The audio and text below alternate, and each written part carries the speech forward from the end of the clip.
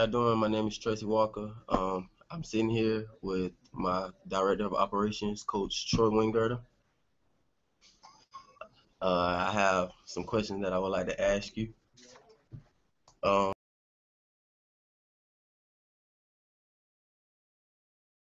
well, first off, who runs the budget and how are the policies that are being controlled? That's a loaded question. The budget itself is run by a number of different people. The initial budget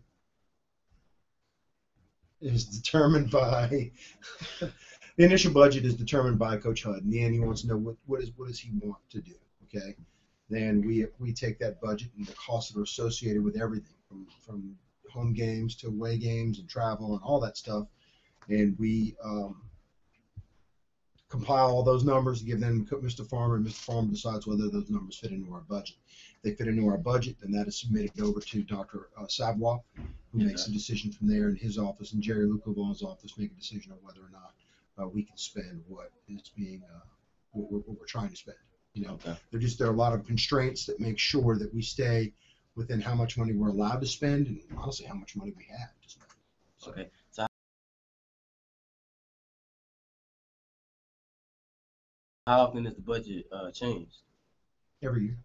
Every year there's a different budget, and with the recent budget cuts to the state for all higher ed and the budget cuts that the university has suffered, those same budget cuts have been passed on to athletics, and a certain percentage of athletics has received budget cuts because of the costs associated with the cuts associated with the governors passed on to higher ed.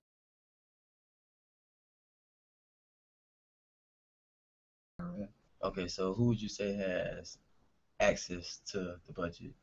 Well, anyone has access to the budget. They can go to the library, and it's all state funding. It's all federal. Matter of fact, you can go on and to the library and look up. You probably won't be able to get 2014s, but you can get 2013s because 2013's been passed for a little while. Okay.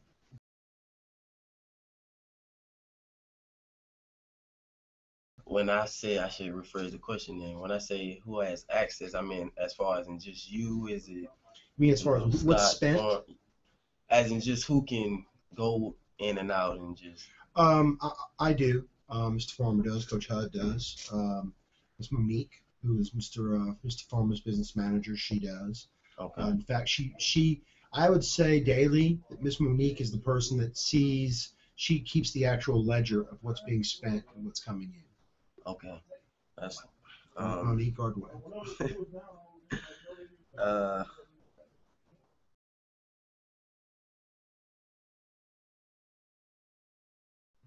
What would you say are the three most important facets? This is over. It's dead game. I just messed up the whole thing. I think facets of the budget, which is I think the question you were going to ask me. Yeah. The three most important facets of the budget are a number of different things. If I were to pick three right now, I would say number one would be when you're creating a budget that you give yourself some leeway. I use a rule of 10%, and I like to increase my expected cost by 10% to adjust and account for any unforeseen expenses that come out, because you'd much rather come under budget than over budget. Number two, make sure that you understand your costs and that you see your costs for exactly what they are, and not just assume, especially like when we go to Kentucky for the game against Kentucky. Yes, and you look at how much your meal costs, you're going to look at the meal, and the hotel's going to say the meals that Friday night meal we have is like $35. Excuse me, $40 a person, $43 a person. Okay, that's a lot of money. Yeah. But when you actually add back in what's called plus, you're not just paying $43 for that meal. You're paying $43 for the meal, plus you're paying 22% gratuity on top of that, and you're paying out-of-state taxes.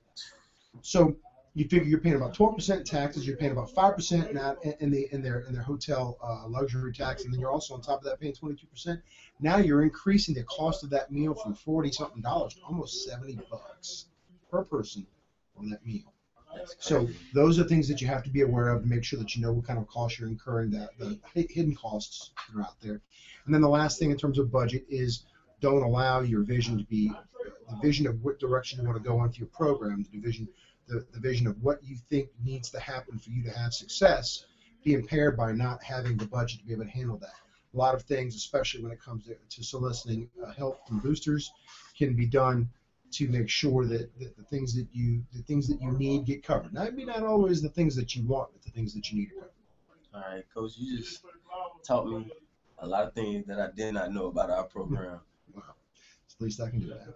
All right, I appreciate that. Thank you so much for the interview.